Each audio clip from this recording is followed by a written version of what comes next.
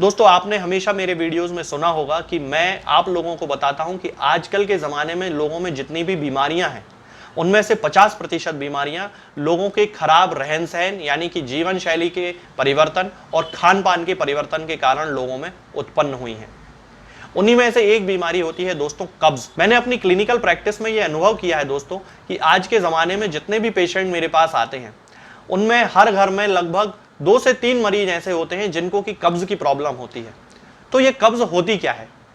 कब्ज का मतलब होता है कि पेशेंट को मल त्याग करने में बहुत ज्यादा परेशानी का अनुभव होना या फिर मल इतना ज्यादा कड़क होना कि वो 2-2, 3-3 दिन तक पास आउट ही नहीं होता है और सिवियर केसेस में तो 7-8 दिन तक भी पेशेंट को फ्रेश होने जाने की इच्छा नहीं होती है, यानी कि वो स्टूल पास आउट करने की ही जो इच्छा होती है एक सामान्य व्यक्ति के अंदर वो उसके अंदर होती ही नहीं है। तो इसका मतलब है कि कब्ज आंतों में परिवर्तन की वो स्थिति है जिसमें कि व्यक्ति का जो मल है वो कड़क हो जाता है, जो स्टूल है वो एकदम हार्ड हो जाता है, या फिर उसके निष्कासन का जो समय होता है यानी मल निकलने का जो समय होता है कई सारे पेशेंट्स में 2-3 दिन और कई सारे पेशेंट्स में 7-8 दिन तक हो जाता है। इस सारी कंडीशन को ही कब्ज कहा जाता है। यदि हम कब्ज के लक्षणों की बात करते हैं तो इसमें बहुत सारे सिम्टम्स होते हैं।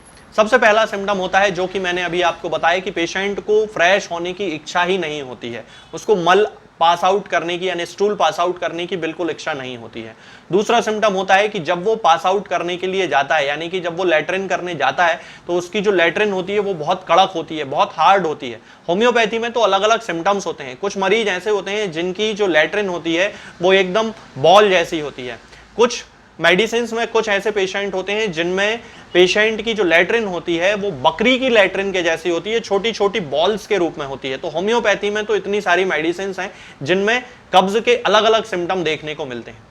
यदि हम इसके तीसरे सिम्टम की बात करते हैं तो यह देखा जाता है कि इसके पेशेंट को भूख बिल्कुल नहीं लगती। ऑब्वियस सी बात है, यदि किसी पेशेंट को आंतें जो खाली होना चाहिए वो आंतें खाली नहीं होंगी तो उसको सीधी सी बात है कि भूख उसको नहीं लगने वाली, और इस भूख ना लगने के कारण उसको दिन भर पेट में बड़ी बेचैनी सी रहती है और स्टूल भी चूंकि उसका पास आउट नहीं हुआ है इसके कारण उसे बहुत ज्यादा घबराहट अंदर से फील होती है और उसे ऐसा लगता है कि फिर थोड़ी थोड़ी देर में वो कोशिश करता है कि वो स्टूल पास आउट करके आए, लेकिन कब्ज के कारण वो ऐसा करने में सक्सेसफुल नहीं होता है।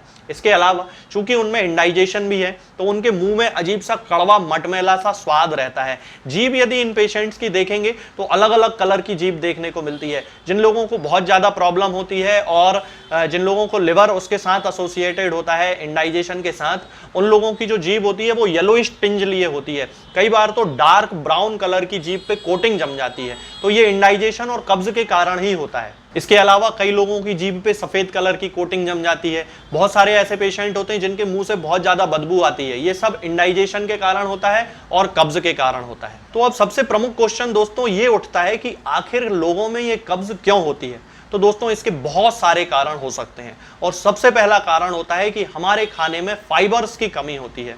हम लोग आजकल जो खाना खा रहे हैं वो इतना ज्यादा खराब हो चुका है कि उसमें फाइबर्स बिल्कुल भी नहीं रह गए। हम लोगों को फास्ट फूड खाने की आदत हो गई है, नॉनवेज खाने की आदत हो गई है, हम लोगों ने हरी सब्जियां खाना बिल्कुल बंद कर दिया है, फलों को खाना बिल्कुल बंद कर दिया है। ये जो फल और हरी सब्जियां होते हैं दोस्तों ये हमारी बॉडी में पहुंचकर हमारे बॉडी को फाइबर उपलब्ध कराते हैं। इन फाइबर्स का काम आप लोग जानते हैं? ये जो फाइबर्स होते हैं ना ये हमारी आंतों की जो मूवमेंट होते हैं उस मूवमेंट को सही करते हैं, उस मूवमेंट को आगे बढ़ाते हैं। जो खाना कहीं पे अटका हुआ है उस खाने को फाइबर्स जाके, चूंकि उनको डाइजेस्ट तो होना नहीं है इसलिए वो जो फाइबर है वो खाने को आगे बढ़ाते हैं, उसको धक्का देते हैं। अब यदि आप फाइबर खाओगे ही नहीं तो आपका जो खाना है वो आंतों में एक जगह अटका रहेगा। इसके कारण हमें फाइबर खाना बहुत ज्यादा जरूरी है। रेशेदार फल, रेशेदार सब्जियां, हरे पत्तेदार सब्जियां, ये सब हमारे खाने में होना चाहिए और इनकी कमी ही आंतों में कब्ज का कारण बनती है। इसका दूसरा कारण होता है दोस्तों शारीरिक निष्क्रियता यानी कि फिजिकल एक्टिविटी की कमी। जो लोग दिन भर एक जगह कुर्सी पे बैठे रहते हैं, जो लोग दिन भर अपनी शॉप पे बैठे रहते हैं, जो लोग दिन भर सोते रहते हैं, जो लोग दिन भर बहुत कम काम करते हैं, फिजिकल एक्टिविटी ना के बराबर होती है, उन लोगों में कब्ज की समस्या सबसे ज्यादा पाई जाती है। और होम्योपैथी में या मेडिकल साइंस में इस लाइफस्टाइल को सेडेंट्री लाइफस्टाइल कहा जाता है। तो जिन लोगों की सेडेंट्री लाइफस्टाइल है उन लोगों को निश्चित सी बात है उनकी आंतें मूवमेंट नहीं करेंगी, उनकी आंतें जो हैं वो अपनी नॉर्मल जो रिदम है उसको खो देंगी, और जब उनकी आंतें मूवमेंट करेंगी ही नहीं तो जो डाइजेशन जितना होना चाहिए, जितने खाने का एब्जॉर्प्शन होना चाहिए उतना तो होगा नहीं, और जो डाइजेस्ट हो चुका है, जो बड़ी आंत में पहुंच गया है, कोलोन में पहुंच गया है, वहां पे वो वहीं के वहीं अटक के रह जाएगा। तब जब वो खाना वहां पे अटक जाता है तब इस बीमारी का तीसरा कारण वहां पे उत्पन्न होता है, और वो कारण होता है कि बड़ी आंत में जो खाना है उससे पानी ज्यादा मात्रा में अवशोषित हो जाना। अब देखिए, बड़ी आंत का तो काम है कि जो खाना डाइजेस्ट हुआ है और डाइजेस्ट होके स्मॉल इंटेस्टाइन से लार्ज इंटेस्टाइन में यानी कि बड़ी आंत में यानी कि कोलोन में आया है, वो वहां से जो पानी के कण हैं उनको अवशोषित करवाना है। ये बड़ी आंत का काम है। बड़ी आंत अपना काम तो करेगी। अब यदि आपका खाना वहां ज्यादा देर पड़ा रहेगा तो वो पानी जितना होना चाहिए नॉर्मल उससे ज्यादा एब्जॉर्ब कर लेगी, क्योंकि उसका काम है, वो अपना काम सही तरीके से कर रही है, और पानी को ज्यादा एब्जॉर्ब कर लेगी तो जो स्टूल बनना था, जिसको थोड़ा सॉफ्ट होना था, वो स्टूल में से पानी निकल गया तो स्टूल बिल्कुल एकदम कड़क हो गया। अब कड़क हो गया तो यही कब्ज हो गई।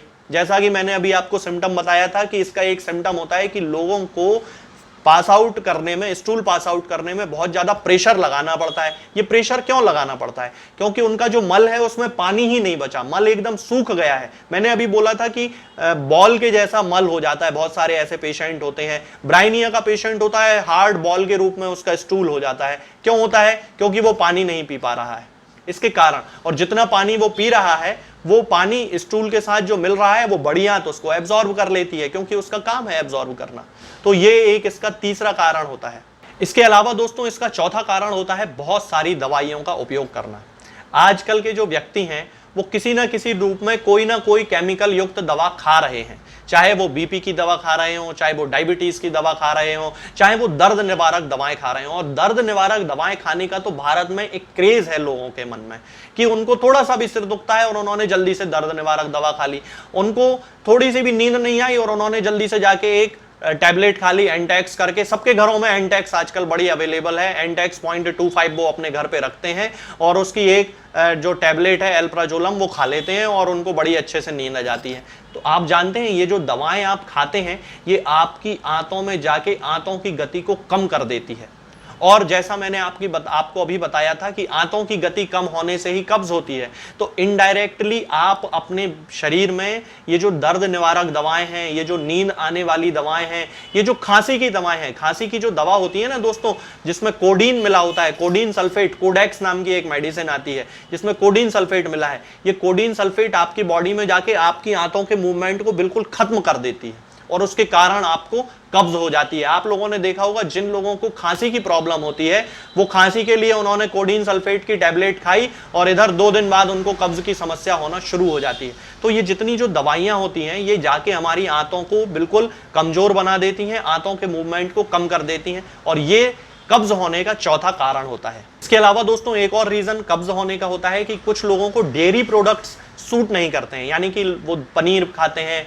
या वो दूध पीते हैं या वो दही खाते हैं तो वो चीजें उनको सूट नहीं करती हैं, जिसके कारण उनको कब्ज हो जाती है। हालांकि कुछ लोग ऐसे भी होते हैं जिनको कि दूध, पनीर, दही इन सब चीजों से डायरिया हो जाता है, तो वो अलग लोग होते हैं, लेकिन कुछ लोगों को इन सारी चीजों के कारण कब्ज हो जाती है। इसका अगला रीजन होता है दोस्तों प्रेगनेंसी में बहुत सारी महिलाएं ऐसी होती हैं जिनको कि कब्ज की शिकायत हो जाती है। ये उनके अंदर होने वाले हार्मोनल चेंजेस के कारण ऐसा होता है। तो इतने सारे रीजन होते हैं दोस्तों कब्ज होने के। तो अब मैं आपको बताता हूं कि आखिर हम कब्ज होने से किस तरह से बच सकते हैं। तो इसका सबसे अच्छा तरीका जो है वो है दोस्तों कि अपने खाने में फाइबर को शामिल करें। मैंने अभी थोड़ी देर पहले भी आपको यही बात बोली थी कि जो लोग अपने खाने में रेशेदार फल और रेशेदार सब्जियों का, हरे पत्तेदार सब्जियों का उपयोग नहीं करते हैं उनको हमेशा कब्ज की प्रॉब्लम रहती है।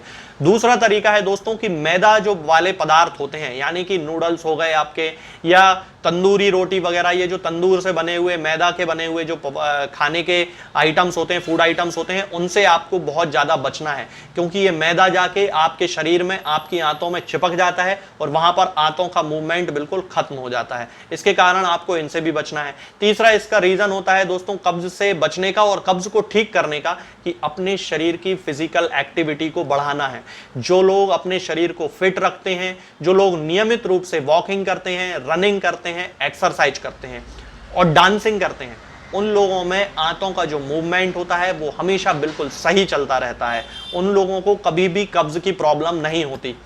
अब आपके मन में एक क्वेश्चन ये उठ सकता है कि फिर जो लोग सेल्स सर्विस में होते हैं, जो लोग मार्केटिंग में होते हैं, फिर उनको कब्ज की प्रॉब्लम क्यों हो जाती है? तो उसका कारण है अनियमित खान पान।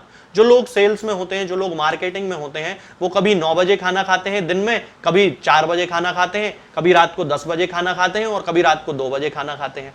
तो इसके कारण उनके खाने का जो डाइजेशन होना चाहिए वो सही तरीके से नहीं होता है। उनके खाने में जो एसिड जिस समय सीक्रेट होना था वो सीक्रेट हो गया, उसके 2 घंटे बाद उन्होंने खाना खाया, तब तक वो सीक्रेट जो एसिड हुआ था तब तक उसका काम खत्म हो गया। अब वो खाना डाइजेस्ट ही नहीं होने वाला है। तो इसलिए उन लोगों में, जो लोग सेल्स में है, मार्केटिंग में है, उन लोगों में भी कब्ज की प्रॉब्लम है। तो इसका सबसे अच्छा कब्ज से बचने का उपाय ये है दोस्तों कि आप अपने शरीर में फिटनेस रखें, फिजिकल एक्टिविटी को बना के रखें, एक्सरसाइज रेगुलर करते रहें, वॉकिंग रेगुलर करते रहें, रनिंग रेगुलर करते रहें, डांसिंग करते रहें। आप इनमें से कुछ भी करें लेकिन अपने शरीर की फिजिकल एक्टिविटी को बचा के रखें। इसके साथ ही अपने खाने में रेशेदार फलों का और सब्जियों का उपयोग करना शुरू करें। तो ये सारी चीजों से आपकी कब्ज बिल्कुल ठीक हो जाएगी।